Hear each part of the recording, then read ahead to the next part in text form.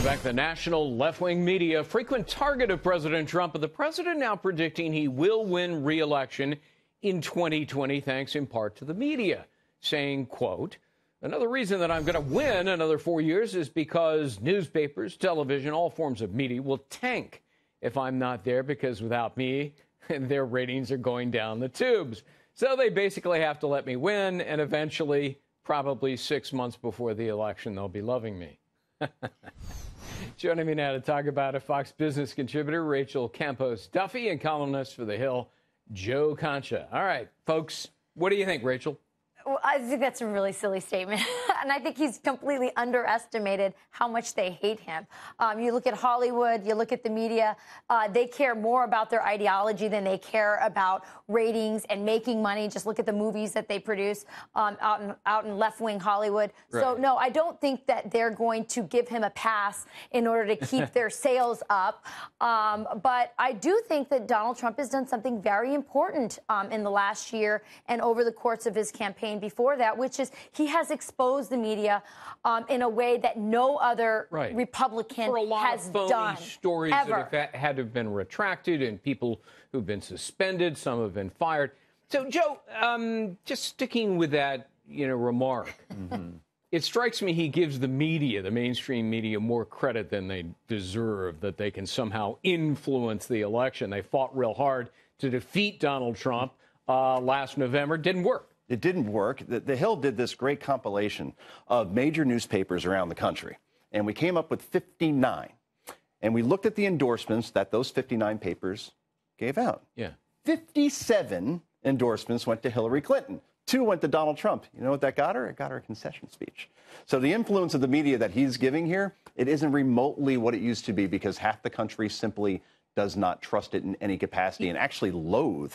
So an endorsement is really, kryptonite. I mean, it's just it could be. It ain't good for you if you're Donald Trump Superman, right? I think people know how to make up their own minds and do their own research, and they don't like being told how to think and what to do, particularly in Wisconsin, Michigan, Pennsylvania, Ohio, Florida, North Carolina. Well, let's face it, those 6 states decide elections now. Everything else just is a wash. I think Joe makes a really great point, and I think that there already was a lot of distrust for the media. And I think Donald Trump sort of has a great pulse on where people are at. He knows people hate Rosie O'Donnell, so he picks on her. He knows people hate the media, and so he drives this further. But the problem is that the media's sort of hate for him is so huge and so overblown that they've actually done themselves in that they've made some really huge mistakes this year that just sort of solidify what the point he's trying to make. Go ahead. He's exactly right in terms of ratings, that if Hillary Clinton won, homogenized candidate, homogenized presidency, risk adverse, ratings at MSNBC, which has surged this year, not beating Fox, but has surged, they would be in the toilet. CNN would be they're not doing well anyway, right? They're in a distant third place, and they actually lost viewers in 2017, which is a very difficult thing to do, because this was the most chaotic, unpredictable year you'll ever see in terms of watching news, and the fact that they lost viewers is a big problem. But overall, yes, he has been a ratings boom for almost everybody, and the New York Times and the Washington Post. I just think he loves tweaking the media. Oh, yeah. And they are so vulnerable and fallible.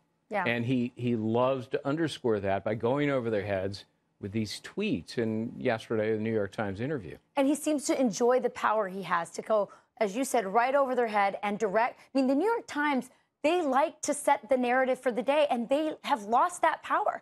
If he tweets something, it suddenly changes the story. And you see it even here in our own network. You can't even, I feel bad for the producers. They can't plan for the next day because we just don't know what's going to happen next. We just react. Yeah.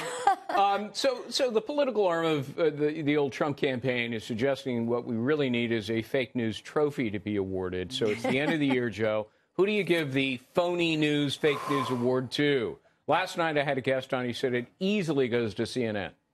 CNN made major mistakes this year. They fired 3 reporters, one that was nominated for a Pulitzer. This was back with the Anthony Scaramucci story in Russia. And then obviously they had another story involving Donald Trump Jr. and him getting WikiLeaks information 10 days in advance. when that wasn't the case. It was already in the public domain, and the Washington Post was able to get a document saying that they rushed that story to air. So CNN had a lot of problems this year, certainly. You could also go through, you know what, there are so ABC. many. See, I give it ABC because of Brian Ross. Right? Right. The guy always gets it wrong. He always gets it wrong, and they rushed that story. Again, part of the whole Trump derangement syndrome. They rushed it knowing that this was a reporter who's gotten things, really important things wrong before, and they all tend to be things that make conservatives look bad. You know, I picked up the phone when Brian Ross came out with his story immediately, and I called a couple of producers and said, whatever you do, don't go with Brian Ross' story. And they said, why? I said, because he always gets it wrong. You know, what happened with Brian Ross and what happened with CNN, those two examples I just gave, because that happened in the span of 4 days, right, just a couple of weeks ago. Those stories were based on unnamed sources. Who are unnamed sources? Are they innocent whistleblowers speaking truth to power? No, they're political operatives that are looking to send out a false narrative that they know that our media, who are like seagulls, will gobble it up and not even check to see what they're eating. So unnamed sources, always negative towards the Trump administration. True. And in Ross's case, it was one unnamed source. But remember, with Ross, too, it wasn't just, this is kind of inside baseball with Ross. What was interesting was that ABC, Joy Behar came out and was sort of celebrating the news about, and that's where the main, audience in America got that information, and she had to come back and eat crow the next day, too. Yeah, but she's not media. She's no, she's not, but ball.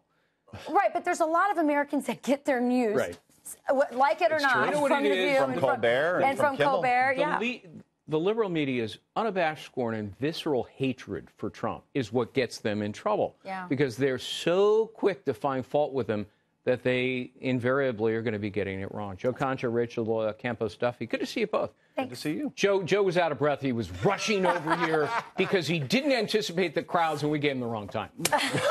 But besides that. Other than that, and he's got a great story to tell, which he'll tell us privately. I got here with 30 seconds remaining through a side door, and the producer said, we only got 30 seconds. I said, that's an eternity in this business. Yes, plenty of time. Stay composed. Everybody's ho-hum.